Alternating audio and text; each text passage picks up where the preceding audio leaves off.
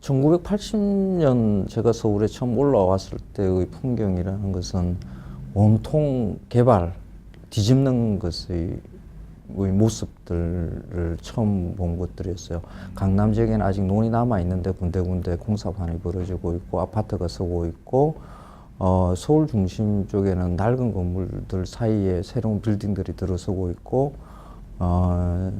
굉장히 무질서하고, 그때 제가 살았던 동네가 신림동인데, 그 신림동 일대의 뒤쪽으로 난곡, 봉천 이런 달동네들이 형성되어 있는 것들, 이런 걸 봤을 때 서울은 굉장히 뭔가 복잡하고 많은 사람들이 올라와서 뭔가를 벌어먹기 위해서 굉장히 힘들게 살고 있구나 하는 그런 인상이 처음 인상이었어요. 저는 그 농민신문사에서 일을 시작을 했습니다. 농민들을 만나서 농업 생산을 어떻게 하고 있고 유통을 어떻게 하는지 하는 경제적인 부분에 대한 취재가 주 업무였는데, 그거 조금 하다 보니까 별로 재미가 없어요. 그래서 그 생산된 농산물을 먹는 사람 입장에서 한번 보자. 그러면 조리를 하고 먹는 과정에서의 문화라는 것을 발견할 수 있을 것이다. 그러면서 음식에 관련되는 일을 시작을 한 게 91년, 92년 그쯤에 나는 음식 전문 기자가 될 거야 하고 그때부터 일을 시작을 했어요. 어려웠던 것은 제 앞에 그런 일을 해놓은 사람이 없었다는 게 가장 큰 어려움이라고 할 수 있어요. 음식을, 특히 한국 음식을 어떻게 바라볼 것인가, 문화적인 시각을 가지고 어떤 작업을 해놓은 게 없었어요.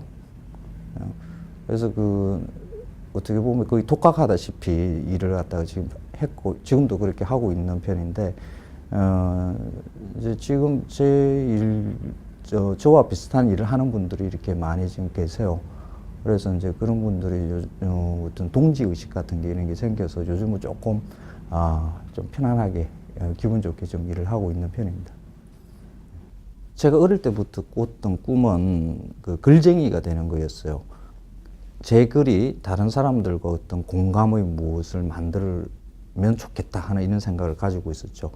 근데 문학이라는 게, 글 쓴다는 게 뭐 시나 소설 같은 이런 문학 작품만으로 이렇게 공감대를 형성하는 그게 전부가 아니라고 저는 생각을 했었고, 음식을 통해서 어떤 사람을 관찰하고 그 이야기를 사람들한테 전달하면 공감을 얻을 수 있는 무엇이 만들어질 수 있겠다라고 생각하고 지금 그 일을 하고 있습니다.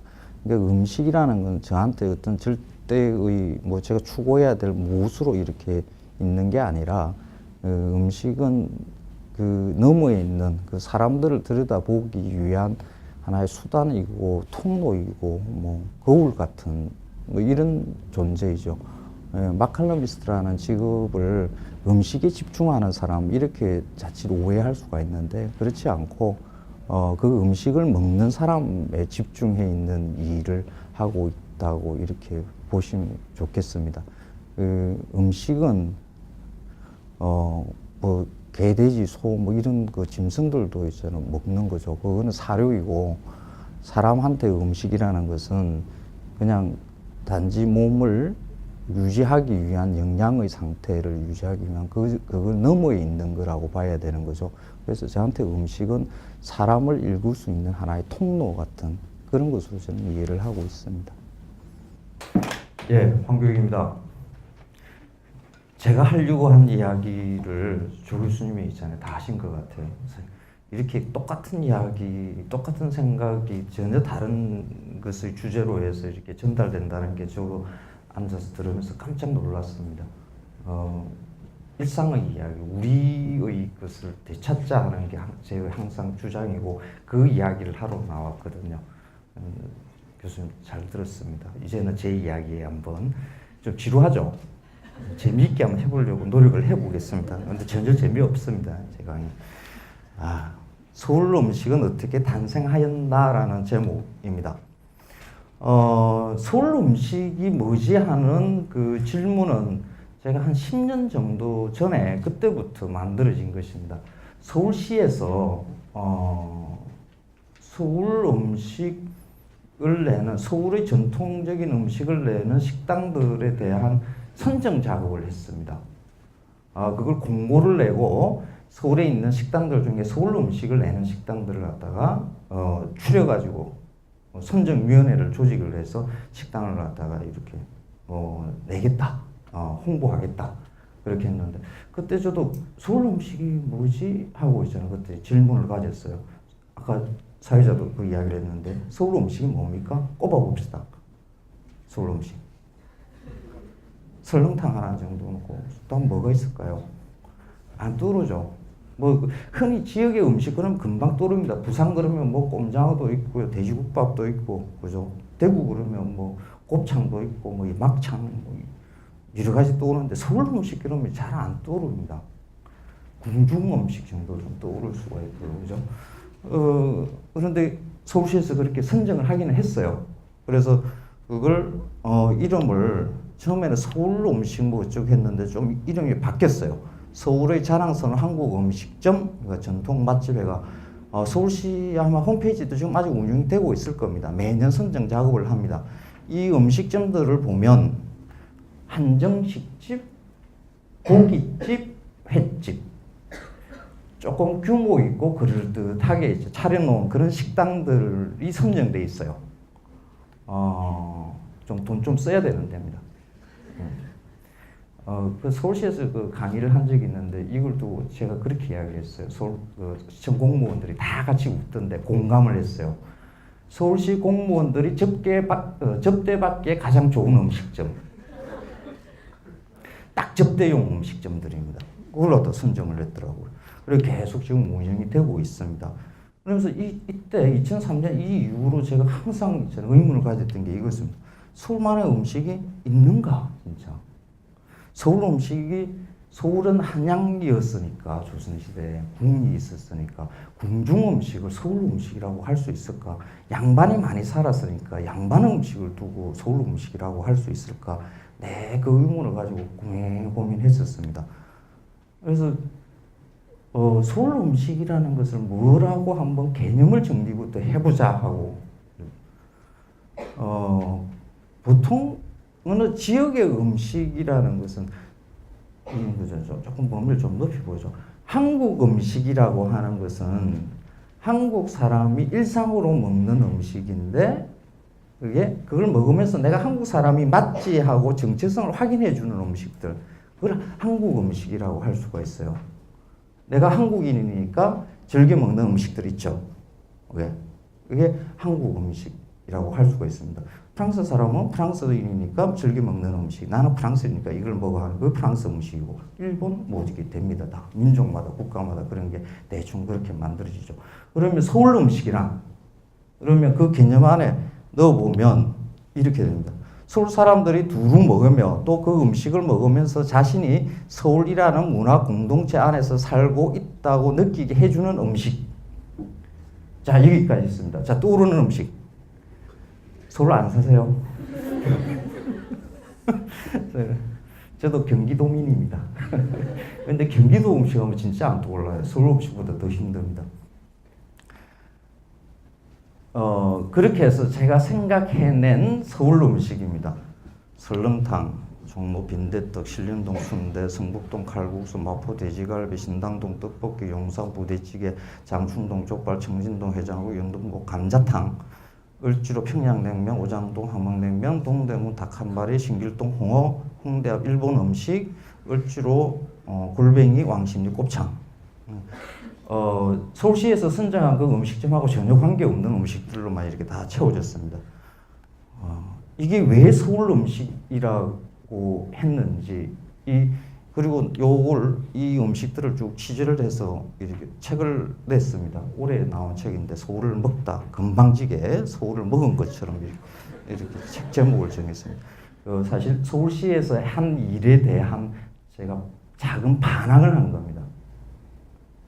왜? 서울시에서는 서울 시민의 문화적인 공동체 의식과 문화적 정체성과 관계없이 너네들 마음대로 서울시의 음식점이라는 것처럼 그걸 갖다 선정해서 너네들을 접대받기 좋은 음식점을 갖다 선정해서 내놓느냐 하는 반항입니다. 저는 제 나름대로.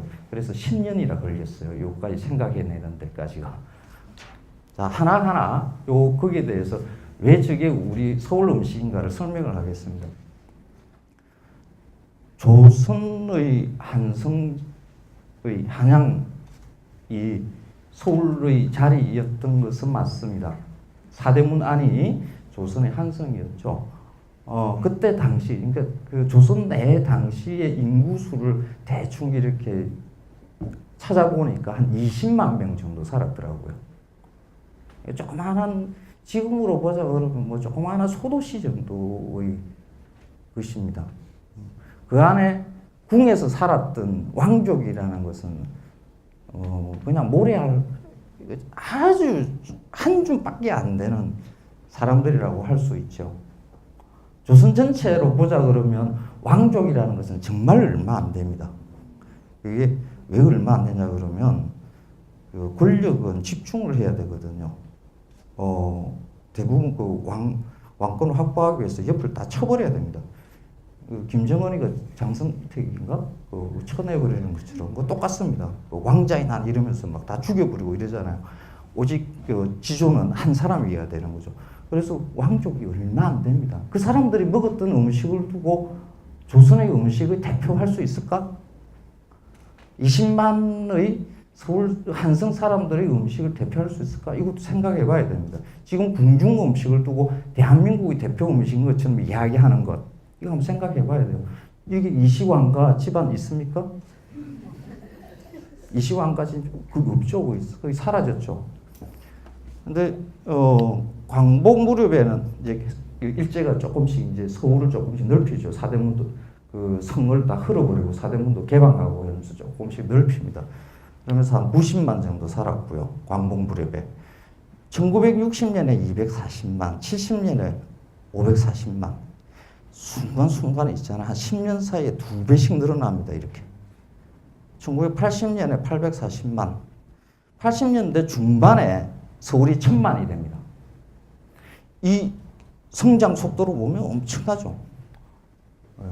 그 서울이라고 생각하지 않았던 강남이며 저 영등포 쪽, 시흥군 뭐 이쪽도 다 편입시켜 나면서 계속 서울을 팽창시킵니다. 그리고 서울만이 아니라 서울의 옆에 붙어 있는 위성도시들도 다 서울이라고 생각을 하죠. 저 그 경기도 고양시에 산지 한 10몇 년 됐거든요. 그런데 저는 도시사 이름도 가끔씩 잊어먹어요. 제가 서울 시민이라고 생각을 해요. 박원순 시장은 우리 시장이라고 가끔씩 부르기도 하고. 서울을 조선의 한성가와는 전혀 다른 사람들로 서울의 사람들이 채워져 있습니다.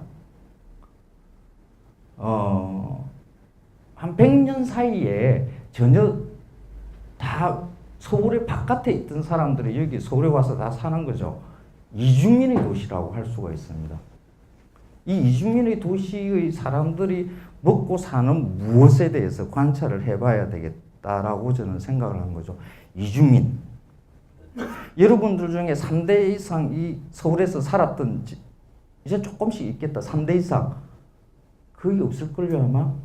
이게 한 뭐 3%인가 정도밖에 안 돼요. 여러분들은 다 이주민의 자식들입니다. 그 이주민 2세대, 3세대 이 정도 될 거예요. 그죠? 저도 이주민. 다 이주민입니다. 이 이주민들이 살면서 음식을 어떻게 만들어 나갔는지, 서울의 음식을 어떻게 만들어 나갔는지 2개의 사례만 들어서 이야기를 하겠습니다. 전체 이야기 다 하면 제 책이 안 팔리니까 그거는 이제 전체 이야기가 다 궁금하다 그러면 책을 사서 보시고 신림동에 가면 유명한 음식이 있죠. 신림동 순대. 젊은 사람들은 다 여기서 가서 데이트 연애하고 할 때 이제 다 가서 한 번씩 먹어봤을 겁니다. 그죠?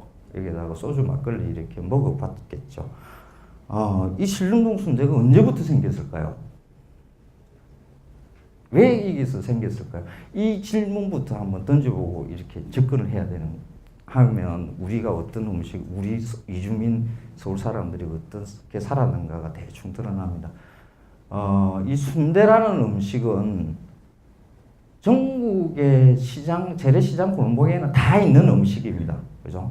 순대국밥, 뭐 순대볶음, 순대 뭐 다 있습니다. 1970년대 한국의 양돈읍이 기업 양돈으로 크게 팽창을 하면서 그 돼지고기를 왜 그렇게 기업 양돈을 만들어지냐 그러면 수출을 하기 위해서요. 안심, 등심 같은 살코기를 수출을 하고 그 나머지 부분이 우리한테 주어졌어요. 보통 맛없는, 지금은 다 맛있다고 생각하는 삼겹살. 외국 사람들은 맛없는 부위입니다. 그게 수출 못하니까 우리 한국에 고기 구이로 들어오고요. 머릿고기, 내장, 피 이런 것들이 서민의 음식으로 주어집니다. 그래서 재래시장 골목에 70년대부터 그런 순대집 골목이 생깁니다. 그 중에 하나가 이 신림동에 들어왔다라고 보면 됩니다. 옛날도 아닙니다. 한 10여 년 전만 하더라도 이게 순대타운이라고 해서 건물이 이렇게 서기 전에는 이게 시장이 있었어요. 신림시장이라고. 크게 넓은 후후 공간이 크게 있고 옛날 일제강점기 때나 만들어졌을 법한 나무로 기둥이 군데군데 서 있고 함석으로 지붕이 돼 있었죠. 그래서 저 멀리까지 보기도 한참 먼 거리에 있는 데 있었습니다. 그게 할머니들이 자기 앞에 이렇게 번철 이렇게 갖다 놔놓고 순대를 볶아서 손님 오면 그 앞줄에 이렇게 앉아요. 이렇게. 그러면 한 접시 이렇게 있잖아 내주는 이런 방식의 순대를 팔았습니다. 제가 왜 그걸 잘 아냐 그러면 1980년에 서울에 올라와서 81년부터 제가 그 공군사관학교 지금 보라매 공원 있죠. 거기에서 제가 방위를 지냈거든요. 그래서 방위 받으면서 깨구리복 입고 도시락 가방 들고 퇴근하면서 거기를 가끔씩 둘러서 있죠. 막걸리를 많이 먹어봐서 합니다. 그때 순대를 그렇게 해서 볶음으로 파는 아주머니들이 한 7, 8 그 정도밖에 없었습니다. 많지 않았습니다. 그게 소문이 나면서 이제 점점 커져나가면서 계속 많이 늘어나면서 어느 날 저는 가보질 않았는데 굉장히 번창하다는 이야기를 들었어요. 그러고 난 다음에 그 건물이 흘리고 이렇게 타운 안에 이렇게 들어갔습니다. 이 건물이 2개 있습니다. 거기 가면 이런 식으로 순대를 팔고 있습니다. 왜 여기서 신림동에 순대집이 많이 몰렸는지를 지도를 보면서 잠시 설명하겠습니다. 여기가 신림역입니다. 신림사거리. 여기가 신림동 순대타운이 있던 거죠. 신림시장이 있던 데입니다. 요 뒤로 봉천동, 남곡동, 뭐 신림동 이러면서 달동네가 형성이 돼 있죠. 이 달동네는 1960년대, 50년대, 60년대 형성된 겁니다. 특히 그 청계천에 그 달림으로 돼 있는 그 집들을 갖다 다 때려 부수고 난 다음에 이쪽으로 이주시킨 그 난장이가 쏘아 올린 작은 공에 나오는 그 주인공들이 이쪽에 몰려 살았다고 보면 됩니다. 6, 70년대에 이쪽에 빼곡하게 살았죠. 이렇게 이게 그 당시에 달동네 사진입니다. 이건 아마 80년대 중반쯤 사진일 것 같아요. 이 남곡동, 봉천동, 신림동 일대, 요 서울대고요, 관악산이고, 요 달동네에서 몰려서 살던 사람들이 요렇게 밑으로 내려가서 신림역 요 사거리에서 그 버스를 타고 요쪽으로 가고 요쪽으로 가고 이렇게 흩어집니다. 요게 왼쪽으로 가면 구로공단입니다. 오른쪽으로 가면 그 당시 70년대부터 열심히 개발되는 강남 지역입니다. 요 양쪽으로 품팔로 다니는 사람들, 노동을 파는 사람들이 요 신림 사거리 쪽을 중심으로 이렇게 움직입니다. 신림 사거리 요 위쪽에 있는 달동네 사람들 입장에서는 요 신림 사거리가 옛날에 읍내 사거리하고 비슷하다 하는 그런 느낌을 주게 됩니다. 요게 있잖아요. 시장만 있는 게 아니라 극장도 하나 있었습니다. 신림 극장. 그리고 그 근처에 가면 막 박짝지근했었습니다. 야바이꾼도 있었고요. 뭐 술정뱅이도 있었고요. 읍내 가면 꼭 있는 뭐 이상한 것들이 여기 다 몰려 있었습니다. 읍내의 시장인 거죠. 이 달동네 사람들한테. 그래서 구로동에서 일 마치고 들어오는 사람들, 이 강남개발역에서 노가다 하던 노동자들, 요 집으로 가기 위해서 신림 사거리까지 와서 여기서 한 잔 먹고 자기 집으로 각각 달동네로 흩어져서 올라갔던 거죠.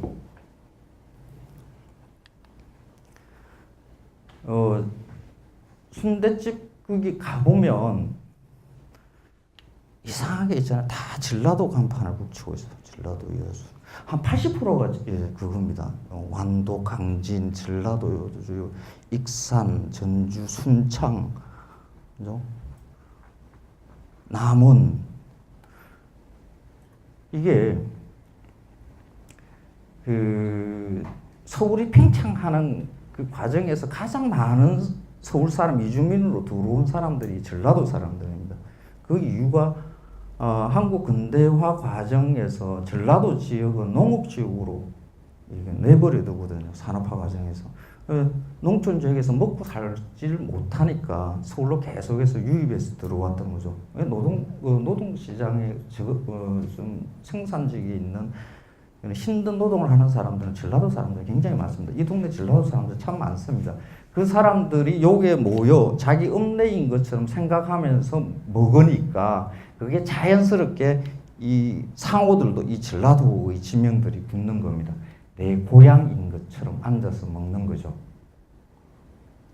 이주민이 고향에서 떠나왔지만은 힘겹게 서울에서 살고 있지만은 저녁 낮에 노동 다 끝내고 난 저녁 낮에 순대라도 볶으면서 막걸리 한 잔, 소주 한 잔 먹으면서 고향의 기분을 느끼면서 위로받았던 것이 이 순대라고 할 수가 있습니다.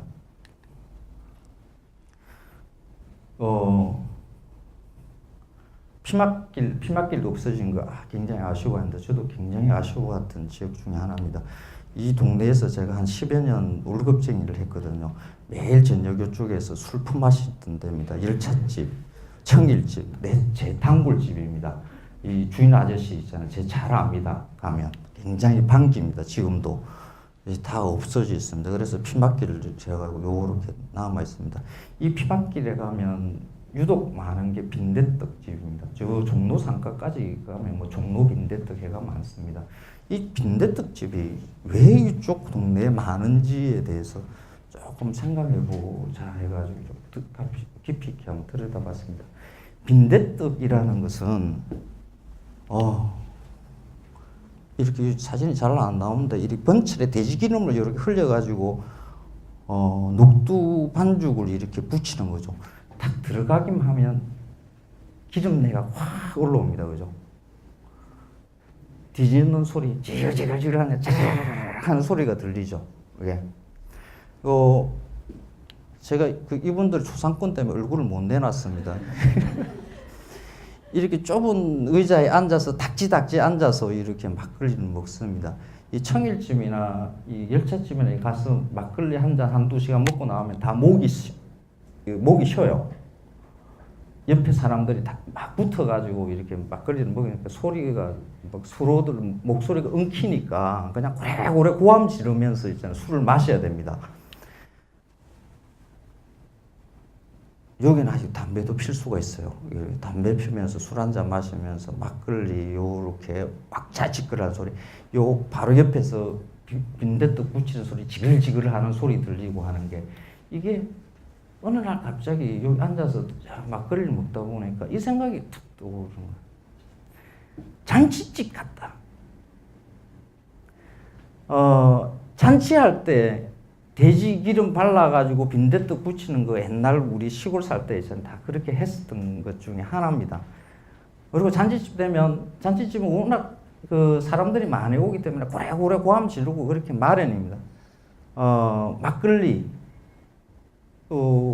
그런 분위기가 이거는 앉아 있는 게 잔치집에 앉아 있는 분위기 같아요. 주인 아저씨가 나한테 대하는 것도 어떤 손님으로서 대하는 게 아니라 그냥 뭐 이웃집 사람, 뭐 친척인 듯이 이렇게 대하는 그런 것도 있죠. 그런 것들 느낌이 잔치집 같아 이런 느낌이 들더라고요. 피막길 그 좁은 길에 매일 저녁에 그 이주민으로 와서 서울에 노동을 파는 그런 사람들이 잠시라도 이게 잔치집 분위기 느끼면서 한 잔씩 먹고 갔던 이런 것일 수 있겠다라는 그 생각을 했습니다. 그래서 아직도 그 근처에는 지금 피막길은 없어졌지만은 아직 여전히 그 빈대떡집은 존재를 하고요. 거기 가면 항상 목소리 높이면서 이제 떠들면서 이 막걸리를 마시게 됩니다.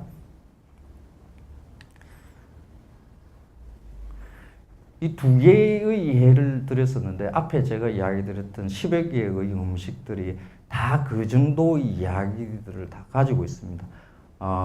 마포에 돼지갈비가 있는 이유 자세히 들여다보면 거기도 여의도의 노동자들, 여의도에서 재개발되면서 만들어지는 그런 그 일상의 노동자들의 음식 이런 게 들어오기도 하고요. 빈막골 뒤쪽에 있는 해장국집들 이런 것들도 그렇고요. 영등포에는 이 감자탕, 이 할머니는 이제 어디 갔는지 안 계십니다. 이 감자탕 이 길이 재개발되면서 또 없어졌습니다. 금방. 종로 뒤쪽이나 강화문 뒤쪽에 가면 꼭 이런 술집들이 있습니다. 넥타이 부대들이 앉아가지고 식들 박차하게 있잖아요. 떠들면서 먹는 꼭 잔치집 분위기 나는 이런 것들이 다 서울의 음식으로 넣어야 된다고 저는 생각을 합니다. 고향을 떠나서 이 서울에 와서 먹고 살면서 매우 힘들고 고된 것들을 잊기 위해서 만들어준 음식이라고 할 수 있죠. 소울푸드라는 말이 근래에 굉장히 크게 유행을 했습니다. 그 소울푸드라는 게 영혼의 음식 뭐 이렇게 이야기를 하지만은 우리한테 그렇게 뭐 의미가 있는 우리한테 소울푸드가 있을 것이다라고 생각을 하죠. 그 소울푸드는 원래 미국의 흑인 노예들의 음식을 뜻했습니다. 아프리카에서 강제로 이주당한 미국 노예들이 자기 아프리카 때의 삶을 생각을 하면서 그 식재료는 전혀 달라져 있지만 그것으로 아프리카에서 해 먹듯이 해 먹으면서 만들어진 조리법의 음식을 두고 소울푸드라고 합니다. 그러면 지금 제가 이야기 드렸던 이 여러 서울에서 군데군데 번성하고 있는 이 서울 음식들을 볼 때는 다 고향을 떠나서 이주민들, 여러분 다 이주민이잖아요. 이주민으로 서울에서 살면서 그 힘든 것을 잊고자 만들어 놓은 음식들이라고 할 수가 있습니다. 이 소울푸드, 서울 시민의 소울푸드가 이런 좀 허접한 그런 음식들에 우리한테 지금 주어져 있다라는 것을 음식에 우리를 제대로 음식을 통해서 우리를 갖다 제대로 바라보는 한 통로가 될 수가 있을 것이다. 저는 그렇게 생각을 합니다. 제 이야기 여기까지입니다.